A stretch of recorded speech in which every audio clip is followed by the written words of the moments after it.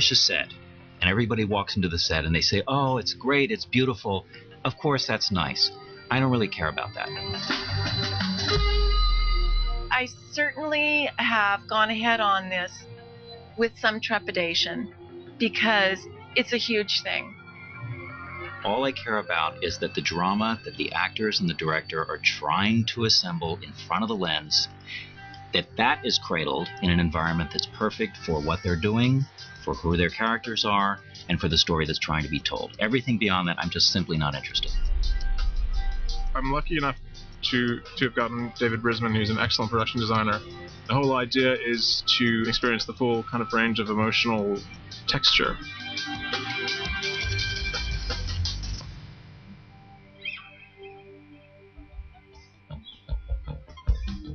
On one hand, we had a certain advantage, and that is that a look had already been established.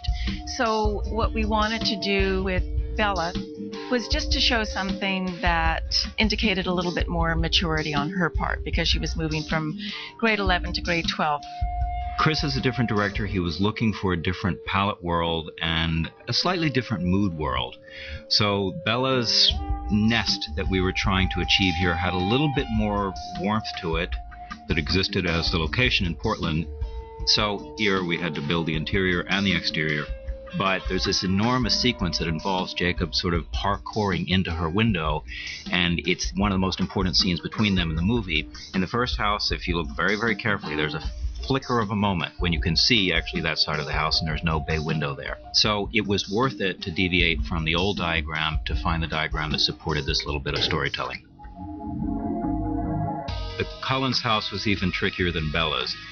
In the Cullen house, it was more like adding to an existing puzzle. In the first film, you actually do see the exterior fairly clearly. What we tried to do was bring that very specific palette of the exterior into the interior, and that was a way of knitting those pieces together.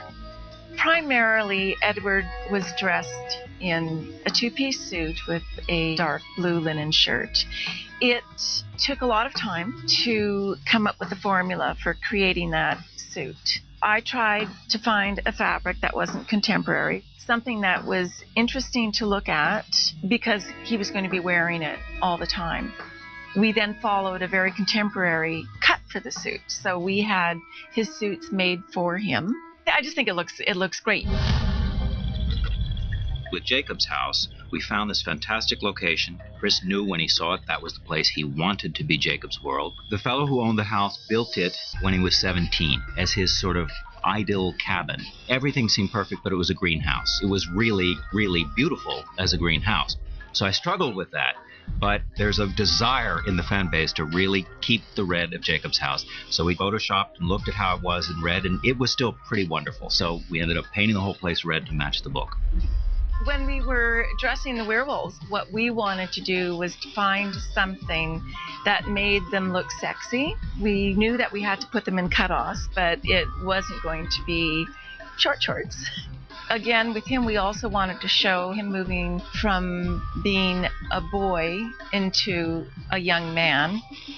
So we shortened all of his shirts. We took in his tees to reflect the fact that he had these new great biceps. You try to maintain a coherence so that nothing seems unrealistic or bizarre, and when we go to Italy, the key is to cast it and to design it in such a way that it doesn't pop completely from the story, but it's still an integral and beautiful part of the whole thing. At the beginning, the numbers of extras that are going to be part of our massive Italian festival scene were to be determined. It started off as 350, then it grew to 400, and then someone asked me, well, how many do you really think you can do? Well, now it's 700. We came up with a simple formula that we thought would be almost like one size fits all. We also found an interesting shape that was a little bit more foreboding. So we're doing 20 of those. My assistant took samples to Italy, and I leave on Thursday, and hopefully I will see 700 costumes ready for me. We were basically able in pre-production to make a tour of the 10 most gorgeous hill towns of Tuscany and Lombardy. The choice of Montepulciano as our Volterra was a sort of big discussion, and we really worked on that to get it right. When we were going around and looking at towns, I was watching which things Chris would respond to. I could see what he was thinking in symmetrical terms. He was doing the Renaissance version as opposed to this sort of kind of used up realm of Gothic vampires.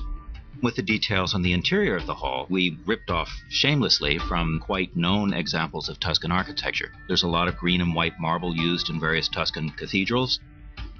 The story posited an endless corridor, and because we now have CG technology and can actually create endless corridors without a lot of effort, I was intrigued by the idea of doing it within real architecture, where there's no question that there's actually architecture that the actors are moving through, so that where you begin, you cannot see the end.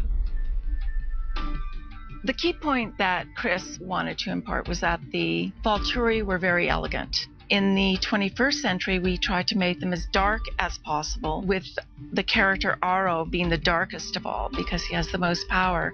In the 1790s, I did the reverse, and I tried to make Aro the lightest of possible so that we could then see him at the top point of that triangular color palette.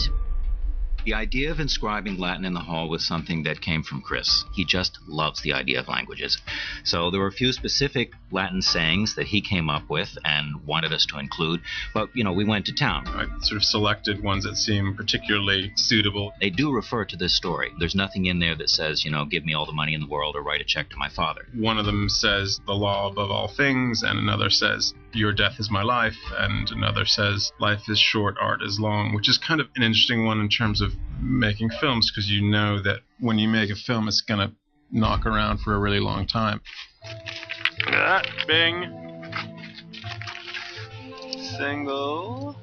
Him down to her. Single. This is actually Bella, believe it or not. Yeah, help her up. You're okay. No, now we're getting out to get out of the scene here. Let's get out. Up you go. This film has, at its heart, romance. The nice intersection between Stephanie Meyer's storytelling and Chris Weitz's directing had to do with finding the sort of aesthetic component to romance. I think we were pretty successful. You know that the film is probably going to live longer than you are, and in fact will achieve its own life.